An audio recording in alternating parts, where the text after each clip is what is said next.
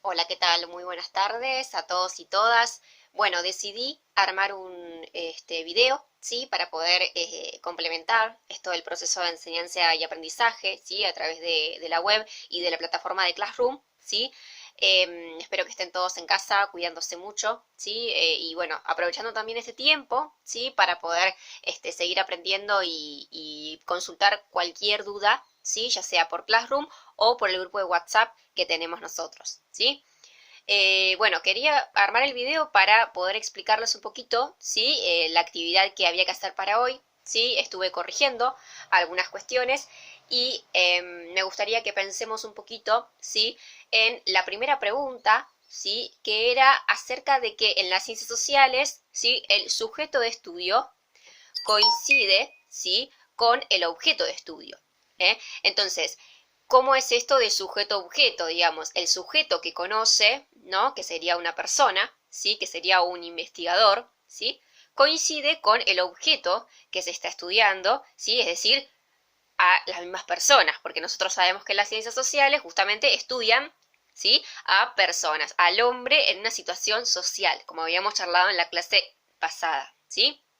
Por lo tanto, ¿cuáles serían los riesgos de que el sujeto y el objeto de estudio coincidan? ¿Sí? Esa era la pregunta y ahí algunos plantearon esto de que el riesgo, digamos, es de que se pierda, ¿sí? El tema de una interpretación única, porque como todas las personas somos diferentes, tenemos diferentes interpretaciones acerca de un hecho.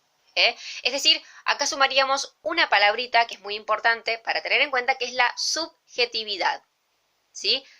Las personas tenemos pensamientos que son subjetivos, ¿sí? Es decir, algo subjetivo, ahora vamos a trabajar la definición igual por Classroom, es algo que tiene visiones, ¿sí? Algo que es parcial. Por ejemplo, si yo pienso en el tema del coronavirus, ¿sí? Que es lo que está pasando actualmente, ¿sí? Esta pandemia que estamos atravesando a nivel mundial, hay diferentes interpretaciones seguramente sobre los efectos que tenga quizás esta pandemia, ¿sí? O hay personas que lo toman de diferente manera. Por ejemplo, hay personas que están muy, digamos, con miedo, ¿sí? Muy asustadas por esta situación, quizá, y están tomando las medidas necesarias, ¿sí? Quizás en demasía. Hay otras personas que tienen otra postura, ¿sí? Diferente, quizás están mucho más relajadas, ¿sí? Y no piensan que va a pasar nada, ¿sí? Hasta hay personas que quizás piensan que esto es quizás un invento o que no va a tener, digamos, efectos lo que sería la salud pública, ¿sí? Es decir, los puntos de vista son subjetivos. Justamente lo que están diciendo los médicos es que seamos objetivos, es decir, que tengamos en cuenta que realmente es una crisis, ¿sí? Sanitaria a nivel mundial y que tenemos que tener y tomar todas las medidas necesarias para cuidarnos entre todos. Entonces, es subjetivo, ¿sí? Por ejemplo, algunos pueden estar a favor de un determinado grupo político, otros en favor de otro grupo político, ¿sí? En cambio, la objetividad, que es el otro término, ¿sí? Tiene que ver con cosas que no manifiestan ningún tipo de punto de vista, ¿sí? Es decir, por ejemplo, si tengo una mesa color marrón, la mesa es color marrón. Todas las personas que vengan a ver la mesa que yo tengo en mi casa, por ejemplo, van a decir, no, la mesa es marrón. No hay nadie que tenga una visión diferente porque es algo objetivo, algo que no puede, ¿sí? Tener otra apreciación, ¿sí? En cambio, sí, por ejemplo, hay personas que pueden decir que esa mesa sirve para estudiar, que esa mesa sirve para comer, que esa mesa sirve para jugar juegos de mesa, ¿sí? O para sentarse, ¿sí? Eso es subjetivo, es decir, tiene que ver con la utilidad aparte o particular que le puede dar determinada persona. Por lo tanto, en las ciencias sociales el estudio es subjetivo, ¿sí? Porque frente a un hecho, frente a una investigación, todos los trabajadores sociales, históricos, ¿sí? Los historiadores, los geógrafos, los demógrafos, etcétera, pueden tener una visión diferente acerca de el pasado. ¿Se acuerdan que habíamos visto el ejemplo del Antiguo Egipto, por ejemplo, ¿no?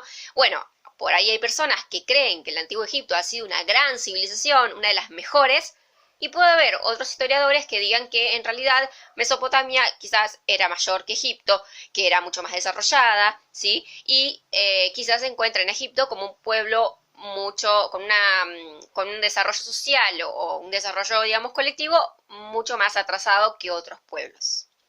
¿Se entiende esto? Bien. Entonces, la pregunta 1 iba a eso, ¿sí? ¿Y a quiénes afecta esto? A las investigaciones, no en sí a las personas. Hubo personas alumnos que me pusieron que afecta a personas, ¿sí? Afecta a personas, pero afecta a las investigaciones y en todo caso a, digamos, los resultados justamente de esa investigación que pueden incidir en otorgar datos erróneos, ¿sí? A la colectividad, digamos. Bien. Tengan en cuenta lo que es muy importante, que es que hay personas que no generaron un archivo, ¿sí? Ustedes tienen que entrar al Classroom, ¿sí? Y primero obviamente loguearse, ¿sí? Y luego tienen que entrar al trabajo de clase, ¿sí? Hay una solapa que es trabajo de clase, y ahí ustedes tienen que poder crear su tarea, ¿sí? Tienen que poder crear su tarea, no responder abajo como comentario privado. La tarea no se responde con un comentario privado, ¿sí? Se responde creando una tarea, un archivo que tiene que ser en lo posible de Google Drive, ¿sí? No un archivo de Word, no un archivo de PDF. ¿Por qué? Porque la profe no puede corregir esos archivos, ¿sí? La idea es poder hacerles comentarios en las tareas, ¿sí? Bien, seguramente están mandando, ¿sí? Yo ya mandé correcciones individuales.